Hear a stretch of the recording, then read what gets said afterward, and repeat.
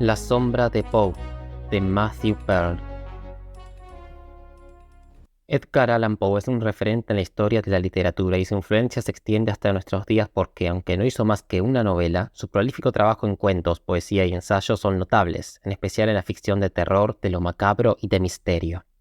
En este último, Poe creó la fórmula típica del policial de enigma que se repetiría en Sherlock Holmes, con un narrador en primera persona contando las hazañas detectivescas de un amigo amateur que es altamente racional y poco emocional, opuesto a una por lo general torpe o poco imaginativa policía, y donde lo importante no son tiros ni persecuciones, sino los razonamientos para elucidar los misterios.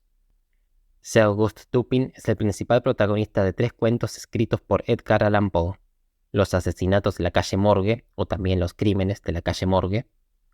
No es necesario haber leído a Poe antes de leer este libro, aunque haberlo hecho suma a su disfrute, pero sí sugiero leer antes Los asesinatos de la calle Morgue para que no les pase como a mí, que la novela me spoileó la solución del cuento.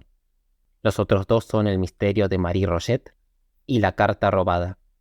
Dupin fue el primer detective de ficción, aunque no se utiliza ese término en sus cuentos, y sirvió de modelo a Arthur Conan Doyle para dar vida al más famoso detective de todos los tiempos, Sherlock Holmes. Aunque curiosamente en Estudio en Escarlata, la primera aparición de Sherlock Holmes, él habla con poca valoración de Dupin. Ahora bien, resulta que hay un misterio digno de ser resuelto por el personaje detectivesco inventado por Poe: su propia muerte a los 40 años, en extrañas circunstancias, y del misterio de esta muerte trata la novela de Matthew Pearl, La sombra de Poe. La historia comienza con un flash forward donde el protagonista, Quentin Hobson Clark, abogado en Baltimore y apasionado de la lectura, está siendo juzgado por algo sin revelar aún, y en circunstancias que revelan que cosas muy malas le han acaecido. Posteriormente, nos sitúa en el 8 de octubre de 1849, donde Quentin presencia un entierro que le impacta por la tristeza de la escena, con muy poca gente que tampoco muestra gran pesar.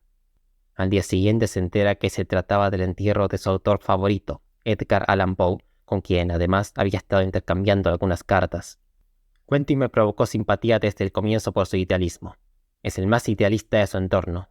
Le gustaría defender algo como abogado que sepa que es justo o valioso más allá del dinero, que es la razón por la que se ofreció a Poe en sus cartas con él como su asesor legal, y esta actitud o deseo es lo que lo lleva a buscar esclarecer el misterio de la muerte de Poe a pesar de los problemas personales y profesionales que esto le va ocasionando.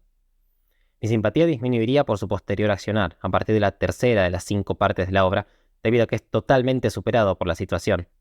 Va a los tumbos sin casi entender nada, con más emocionalidad que la que correspondería a un admirador de Sir Augustus Dupin que trate de desentrañar un misterio. Aunque más avanzada la 5ª parte y hacia el final se retira un poco de esto, comenzando a atar cabos por sí mismo. Su accionar también estuvo motivado por su irritación ante que las vilipendiadas que ya aparecían en la prensa contra Poe antes de su muerte se magnificaron con posterioridad a esta. Dirá Quentin: el nombre de Poe debe ser rehabilitado, rescatado de una eternidad de injusticia. Y por otro lado, que la muerte de Poe fue en verdad extraña. Estuvo llamando en sus últimas horas en el hospital a un tal Reynolds que no se pudo identificar. Se lo encontró con ropas raídas que no eran de su talla y varias cosas más. Quentin empieza a indagar no con decisión de realizar una gran investigación al principio, sino con la de a ver si descubro algo. Termina descubriendo que el misterio es demasiado profundo para él, pero entonces llega a sus manos un recorte de diario que habla de que el genial Dupin estuvo basado en una persona genial y real de Francia, y entonces Quentin parte en su busca para traerlo a Baltimore y que resuelva el misterio. Sin embargo, se topará con un problema inesperado. El penúltimo hombre que descartó entre los posibles inspiradores de Dupin, el barón Claude Dupin, no acepta su rechazo de que Quentin le comunique que ha cambiado de opinión y que pasó a considerar que Auguste Dupont es el verdadero Dupin. Y el barón, abogado de artes sucias caído en desgracia y acusado por graves problemas financieros que ponen su vida en peligro, parte por su cuenta a Estados Unidos para resolver el misterio y hacerse de dinero y de su fama perdida. Por otro lado, el elegido de Quentin, Dupont, está viviendo apartado del mundo y no muestra interés en la muerte de Poe, aunque tolera la presencia de Clark, quien intenta despertarlo de la especie de sopor o indiferencia suprema que él tiene. Finalmente, van juntos a Baltimore, y así se desata la competencia entre 2 posibles Dupin, pero hay detrás de ella más de lo que Quentin puede ver al principio. Los mejores elementos del libro son la primera parte, donde Quentin Clark está solo y actuando con su propia iniciativa, las particulares personalidades de los candidatos a ser el verdadero Dupin y también de la esposa del barón, llamada Bonjour. y los capítulos donde se comparan las conclusiones sobre la muerte de Poe a la que llegaron los dos candidatos a Dupin, así como la competencia intelectual en general que se desata entre los dos. El autor demuestra un gran manejo lingüístico para expresar lo que quiere expresar, y hay una gran reconstrucción histórica de Baltimore y las circunstancias de la época. Los malos elementos, que se incrementan a lo largo de la novela que empezó muy bien, están en algunas decisiones estilísticas.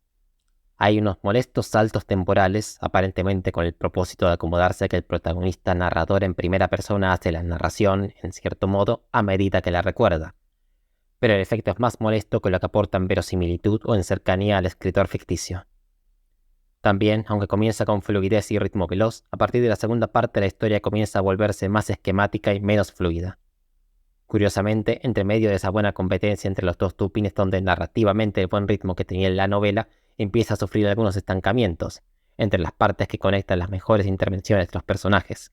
También trata el autor en varias ocasiones de realzar lingüísticamente algunas situaciones o de darles más impacto que el que pueden tener por sí mismas, y no tiene éxito en esos casos siempre.